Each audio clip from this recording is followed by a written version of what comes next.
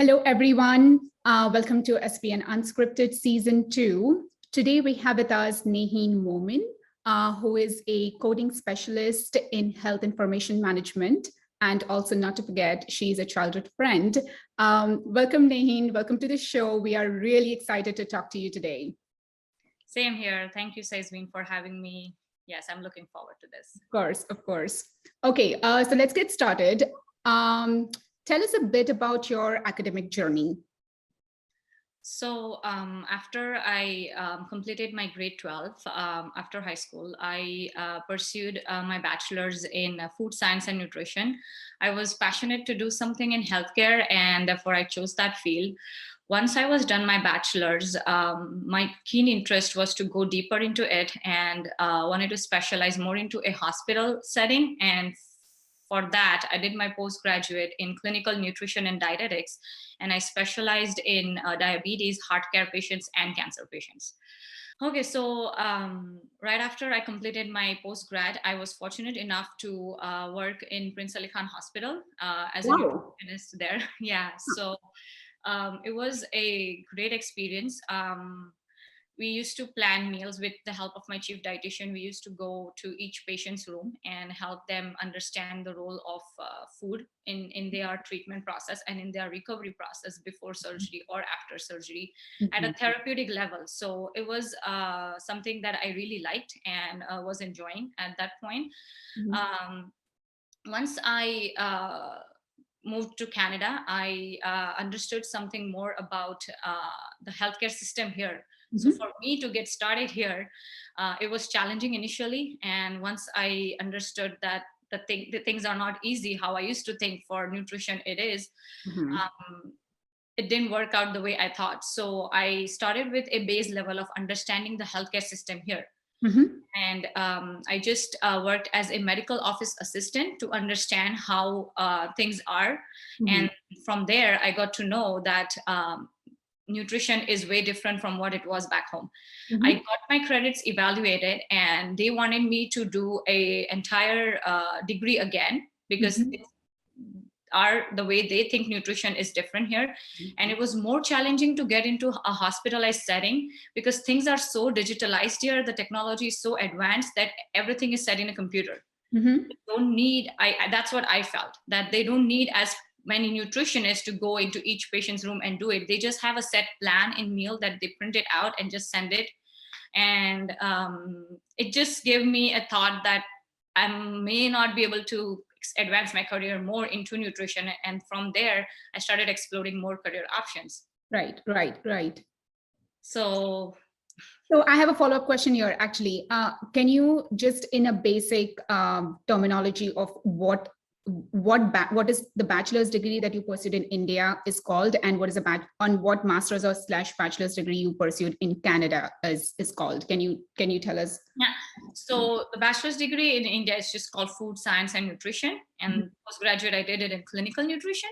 And here I just did a postgraduate again in health information management. The field itself is just called health information management. Okay, understood. So in India, that was non-management related field, and in Canada, you pursued as a management field in healthcare, right? So what was the difference between working in India and what is the difference right now that you see as working in Canada? Can you tell us a little bit about that? I think the students who start their journey from India and come to Canada or USA, I think it'll be helpful for them to understand what the differences are. I think back there, things are just casual, just so casual that, okay, you've done something like this, you've enrolled into a program and you just start working towards it because it's your own country, it's your own people. You just start just developing that naturally and normally. Here, I believe it's more professional.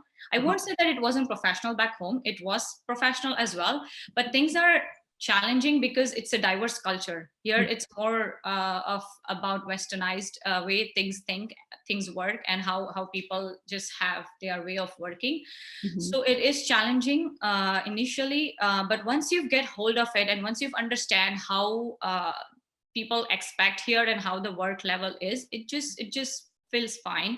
And therefore I would suggest to start with something, any basic or odd job, like something if you haven't done before, it's okay. I would just tell people to just start with something new so that you understand that how those things work here, and we will give you a good experience and good confidence to just go about and understand and just further your career into that. Yeah, that's amazing. This is really helpful. So how many years did you work in India, and how many work? Mhm. Just about 6 to 8 months, not much of it, because at some point I knew I didn't want it to stay all my life back there. Mhm. So I just started applying for my visas here and just came here so that I don't waste much of my time and start my career right over here. Right. So once I was here, it is the initial struggle is of getting the permanent residency and immigration and all of that. So that took a while. Once that was done, within the process, while that was getting done, I was, like I said, I was doing my receptionist job is just as a medical office assistant. Mhm. And in that clinic setting, I realized that there is so much more to healthcare what Canada, USA, or Australia they do. Mhm. And within the technology they use, with the software and the information they put for each patient, and how at the back end the government collects that data, Mhm. how coding is done, how privacy role is, and so many views and new ways and new paths came across me, and that's how I was introduced to this field. Mhm. And I came to know that I can do more into it. Uh-huh. From Uh-huh. the clinic setting, then I knew that nutrition was not working, so that's why I found HIM. And then I applied for this course. I went for a 2-year program Mhm. to study it. Okay, I think you've made like really smart choices in your career, where you started sort of you started to think to like leave your job in India and come to Canada early enough to like get started off like with some education first, actually getting settled first, and then doing some education. And now sort of you are in full-fledgedly working as an HIM. So where do you work right now? Currently, I work at the Royal Alexandra Hospital. It is in Edmonton, Alberta, here in Canada. So I work as a data analyst and a coding specialist for AHS itself, Alberta Health Service. It's a big portal within um, the province. So yeah, that's what I work currently at. Yeah. So I think you've already touched base a little bit about your struggles, but is there a struggle story that you would like to share with our viewers? I think the first thing would be don't be disappointed. Like initially, when you come here, what you've thought and what you wanted to do, if that is not going your way, just don't be disappointed, because it's something I have learned, because it was disturbing for me initially that I won't be able to do more into nutrition. Just start exploring more ways and more career options. What else are other good things that you can do, and what other options the country is offering, and what career fields you can grow into. uh, and then even after finding that, it is challenging to think that, oh, I don't want to be a student again, I don't want to study all over things again, because I have studied it, I have my bachelor's degree, I have work experience, why I just don't get a job and I start working it, like, you always want that easy way out, but it's not how it works always. So start from basics again. You are in a new country, you have to do those baby steps again. If you've done that back home, still, just to get to where you want to, start working hard. Some challenges are that when you have to do your immigration process too, you can't be a student at the same time when you have work permit, so you have to keep that on hold, and you feel that, oh, your time is going, you're wasting your time, but no, just go with how things go, and get your studies done when you can, and enroll into a program, push yourself harder to go back to school again if you need to. And yeah, once initially it feels hard, but once you've accomplished it, it feels everything was worth it. Yes, totally agree with you. It is, I mean, once you're in a new country, you don't have help. You don't have the support system of your family that you had back in your country or your home. I completely hear you and echo every word of that, because I had the same challenge. Well, I came to USA after doing 5 years of bachelor's in India, which was extensive. And I felt like, oh my God, I'm not studying again after that. But then I had to, because I was like, I have to establish myself. Like I have to make sure others know what I'm worth. And to do that, you have to have some struggle in your life to get to the point where you feel like, okay, now I think I am somewhere. So I echo every word of that. This is really good. Yeah, you want to add something? Another small struggle I would share is even within Canada, a lot of people start from a smaller city. So we were in Regina, Saskatchewan before. That's where I studied that's where I studied HIM, and I had work experience there right after I graduated within my internship program in General Hospital there. I did a little bit of HIM role. I was able to get that experience. But then for further career wise, or because my husband wanted to move to a bigger city as well, so we moved to another city. So from coming from Regina to Edmonton, I felt that I was starting again from zero, because you are altogether in a new city, new hospitals here, I had to connect again and start making that network, so that I started applying for jobs, but it wasn't as easy as I thought. Even after studying within Canada, even after having that experience, maybe because there was a lot of competition in a bigger city, there were a lot of HIMs, and there was a lot many people applying for it. And I think at that time pandemic had hit, so COVID changed things a lot too. Yeah. Now within government here, it's important to get your foot in the door. You won't get what you wanted to do like right away. So I started with just an admin assistant again, just for a few months. And because I was internal, then they started realizing that I also have that experience. That potential too. Yeah. Yes. Yeah. Yes. So, and after that, I got my position in HIM. So it was a bit challenging here too, because I thought, wow, I just graduated and I have some experience in Canada, but because I was just in a different city, it took a while for me to get again into my HIM. Again. So, yeah. Wow. Your focus is amazing, Nahin. Commendable. Tell us take us through what a HIM day-to-day work life looks like. So within HIM, there are a lot of other roles. I wanted to do coding because while I was studying, I really enjoyed how the government, how the system is set and how they are collecting patient information. Each disease, any hospital encounter the patient has, each disease has been given a code, just a normal code that they have designed. Once a patient is discharged from the hospital, there's a whole new department. Like in each hospital, I believe they should have it. They have it, I think. So HIMs, they get the patient chart electronically or physically. So we go through the entire chart. We start studying the patient's story, and we encounter from when they were admitted and from when they were discharged, and come to know every condition that they were treated for.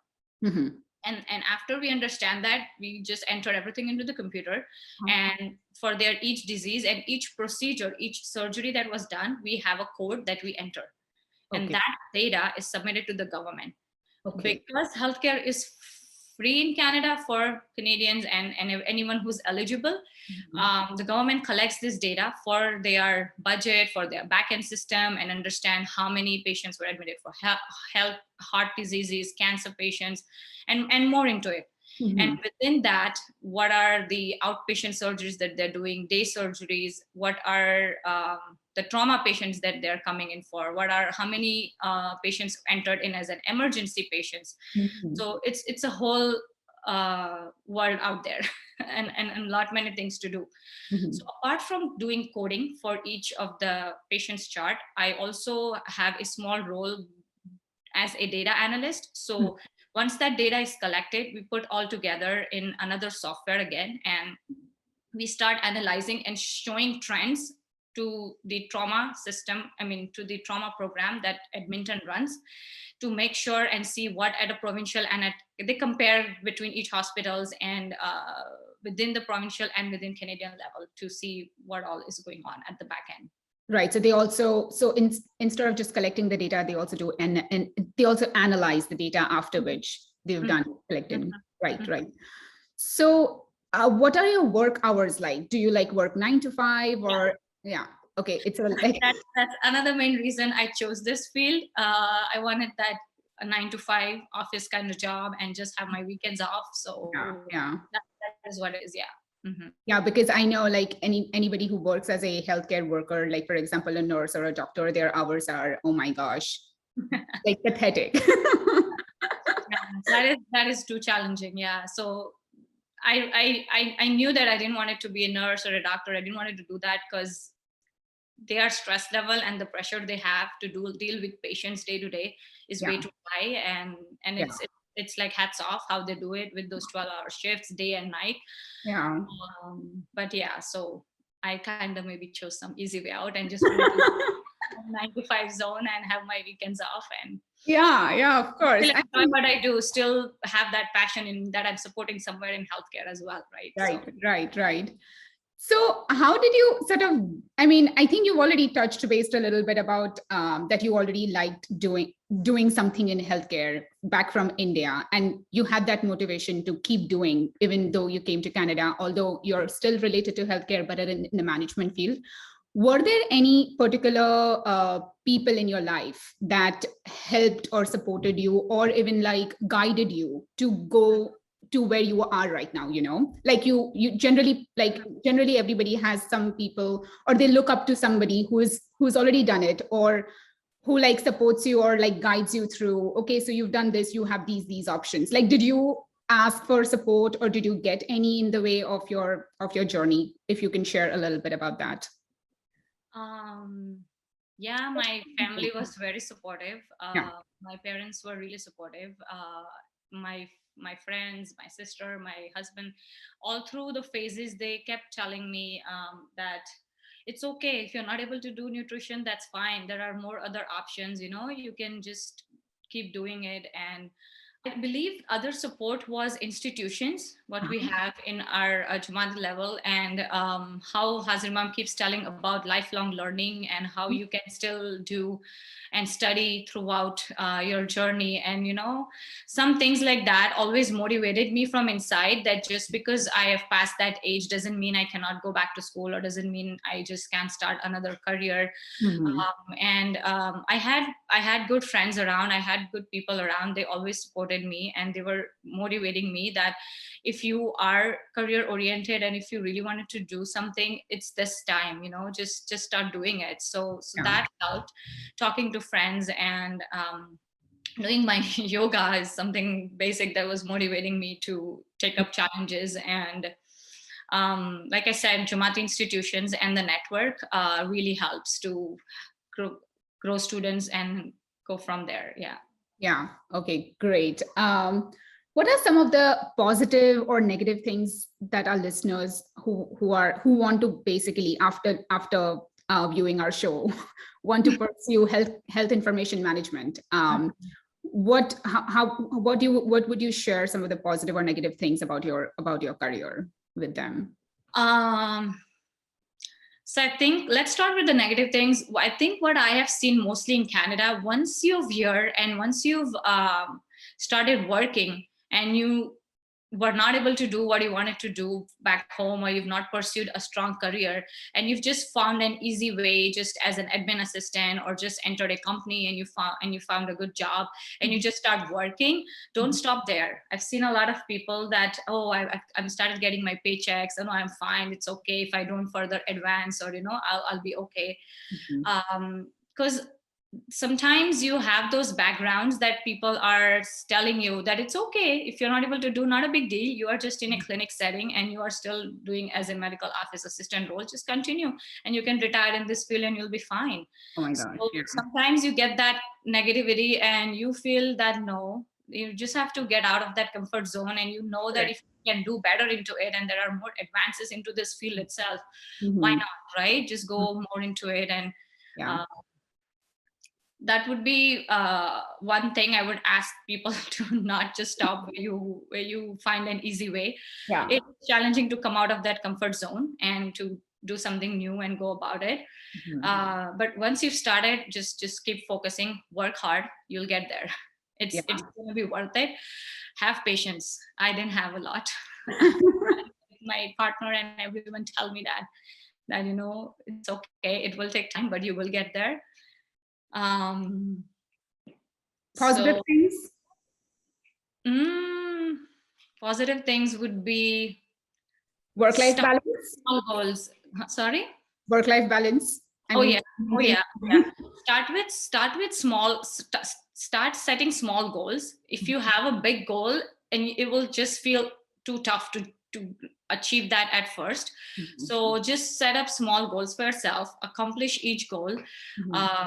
Read a book, read positive books, read motivational books. I used to enjoy watching motivational videos of people who were not able to do what they wanted to and how they were able to come up with something new.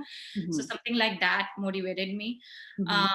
Go for a good run or a jog or a walk and forget your stress. Find ways to combat your stress, and I think and that way you can just keep going the way you go. So, and find what you like. So every day for me, I used to like my prayer, my volunteering time, my evening time. So that gave me a lot of happiness. So anything that gives you happiness, just make sure you do that, make it a day-to-day part of your life. So that way it's helping me. So I think those are my positive points I would share. Yeah, actually, whenever we post this video, would you also mind just sharing some of your motivational videos that you used to watch? So I think we all can also see those videos and get motivated. Sure, I can do that. Yeah. All right, this takes us to our last question. You've, I think, already touched base a little bit about what you do apart from work, but would you like to just say in a few sentences of what other passions, or what are your what are the weekend things that you do? I like to travel. So we just go to explore new places or go to a good restaurant, enjoy good food.